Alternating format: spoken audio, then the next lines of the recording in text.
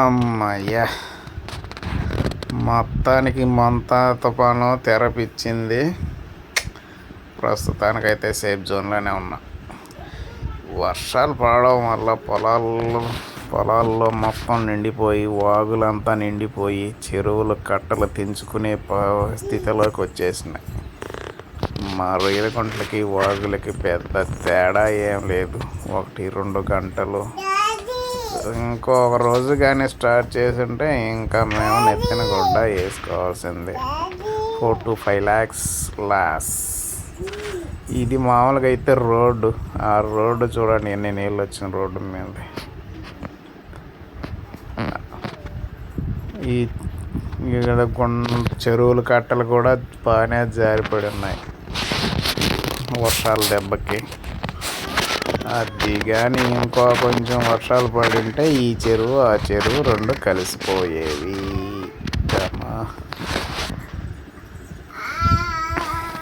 అందుకే చాలా జాగ్రత్తగా ఉండాలి వీటి దగ్గర.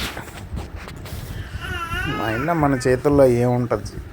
వర్షాలు పడుతున్నప్పుడు ఏం చేస్తాం?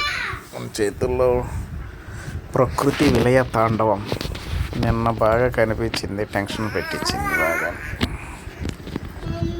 అందులో భాగంగా ఇవన్నీ ఎఫెక్ట్స్, మంతా సైక్లోన్ ఎఫెక్ట్స్ ఇవన్నీ. ఎక్కడ చూసినా నీళ్ళు. ఇవన్నీ పొలాలు. మామూలుగా అయితే అన్నీ నీళ్ళు, వాగులో నీళ్ళు దీని పొలాల్లో కలిసిపోయేసి వాగు అంతా వాగులు నిండిపోయినాయి. పొలాలు మొత్తం నీళ్ళు. ఇది మా పొలం, మా రొయ్యల చెరువు వాగు మధ్య ఆనకట్ట. దీంట్లో కూడా పెద్ద తేడా, ఒక 3 అంగుళాల తేడా ఉంది ఆ నీళ్ళకి ఈ నీళ్ళకి. ఇంకొక రోజు కానీ కొట్టుంటే మొత్తం ఇది ఆ నీళ్ళు ఈ నీళ్ళు రెండు కలిసిపోయేసి ఇంట్లో ఉన్నవన్నీ దాంట్లోకి పోయాయి. అప్పుడు టాటా కథం బై బై అనే చెప్పుకోవాలి. ఇంకా అంతకు మించి ఏం చేయడానికి ఏముండదు. ప్రకృతిని ఎవరు ఆపగలదు కదా, అంతే కదా. నీళ్ళు, అది వాగులో నీళ్ళు చూడండి, వాగులోని చెరువులోని. మాది ఇంకొక చెరువు ఉంది. ఆ చెరువులో అయితే అసలు నీళ్ళు మేము అసలు ఒక్క మోటార్ వేయకుండానే నీళ్ళు సగానికి పైకి వచ్చేసాం. వర్షం నీళ్ళే, మొత్తం వర్షం నీళ్ళు.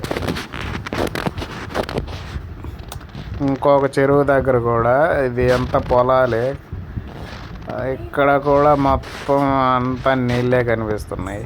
ఇక్కడ కూడా కట్టలు జారినాయి. అదైతే ఒక నూనె గుంట అంటారు. అది పొలాలు మొత్తం కలిసిపోయి ఉన్నాయి వర్షం దెబ్బకి, మొత్తం నీళ్ళు.